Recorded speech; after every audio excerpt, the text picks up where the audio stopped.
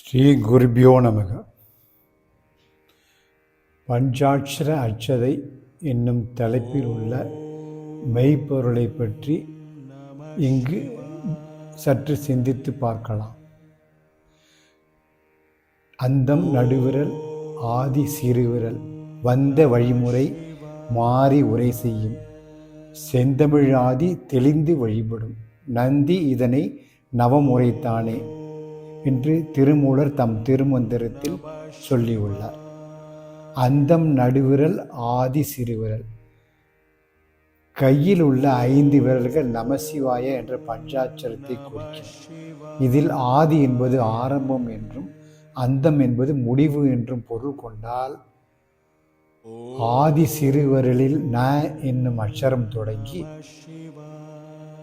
மோதிர விரலில் ம என்னும் அட்சரமும், அந்தம் என்னும் நடுவிரலில் சி என்னும் அட்சரமும், ஆள்காட்டி விரலில் வா என்னும் அட்சரமும், கட்டை விரலில் யா என்னும் அட்சரமுமாக நமசிவாய என முடிவடையும்.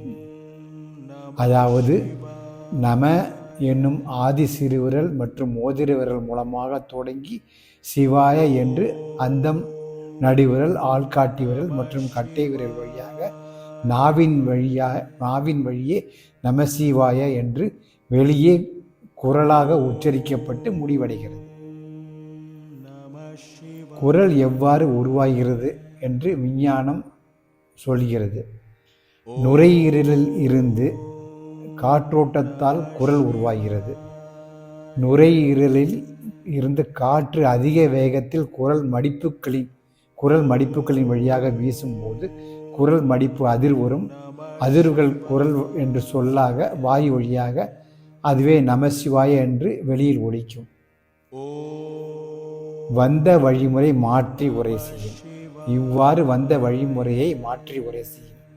அதாவது காற்றின் வழியாக குரலாக வெளிப்பட்ட நமசிவாய என்னும் மந்திரத்தை வார்த்தையை பயன்படுத்தாத சிவாய நம என்னும் குரலின் வழியாக சுவாச காற்றாக பஞ்சாட்சரமாக மாற்றுவதே வந்த வழிமுறை மாற்றி உரை செய்யும் என்பதாக பொருள் கொள்ளலாம். மேலும் ஒருவர் எவ்வளவு அளவற்ற புண்ணிய காரியங்களை செய்தாலும் மீண்டும் மறுபிறப்பு என்பது அவர்களுக்கு உண்டு.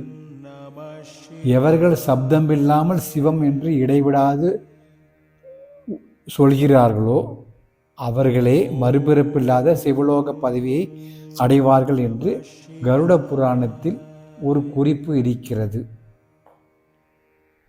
அதுபோன்று சொற்களை பயன்படுத்தாத ஒரு குரல் உள்ளது, அதை கேளுங்கள் என்று ஒரு புகழ்பெற்ற சுஃபியானி ஹசரத் ரூமி என்பவர் சொல்லியுள்ளார்.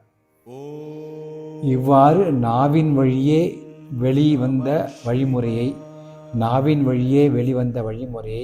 அந்தம் முதல் ஆதி முடிவு என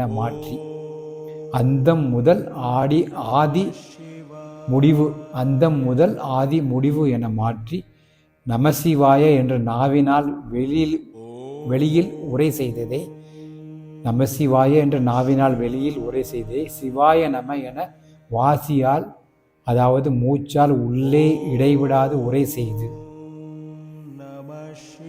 செந்தமிழ் ஆதி தெளிந்து வழிபடும்.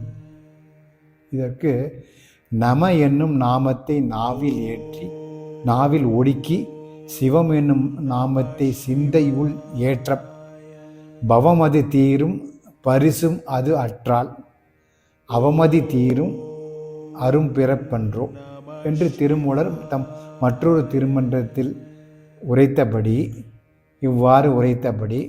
நம என்னும் சப்தத்தை நாவின் வழியே வெளிமூச்சாக உச்சரித்து சிவாய என்னும் சப்தத்தை சிந்தையுள் உள்மூச்சாக இடைவிடாது ஜபிக்கும் போது பவமது தீரும்.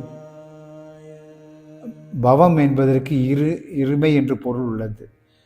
கர்ம பலன் ஜென்ம பலன் என்னும் 2 பாவங்களும் தீர்ந்து அதனால் மனம் சுவாசம் எல்லாம் பரிசுத்தமாக அவமதி தீரும்.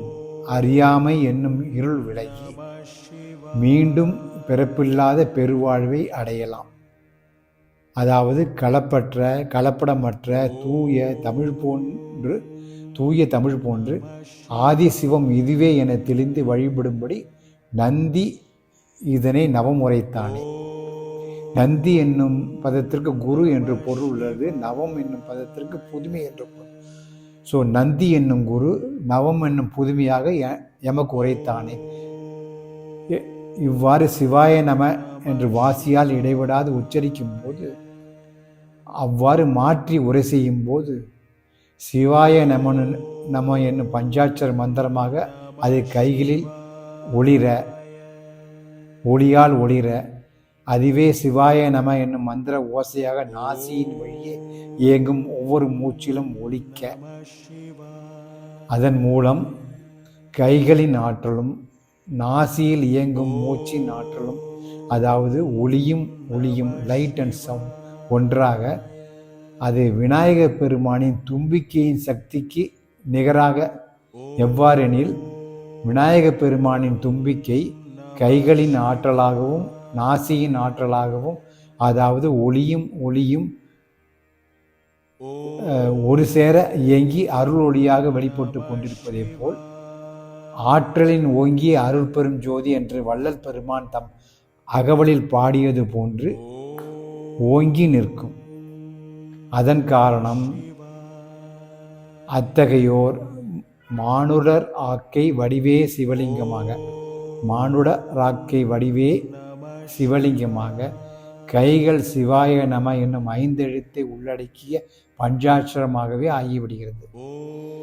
இவ்வாறு தம் கைகளில் 5 எழுத்தை கண்டு உணர்ந்தவர்கள், பஞ்சாட்சரமாக கண்டு உணர்ந்தவர்கள், காலையில் உறங்கி எழுந்தவுடன் முதலில் தம்முடைய கைகளையே சிவாய நம என்னும் 5 எழுத்து பஞ்சாட்சரமாக பார்த்து கண்களில் ஒற்றிக் கொள்வார்கள்.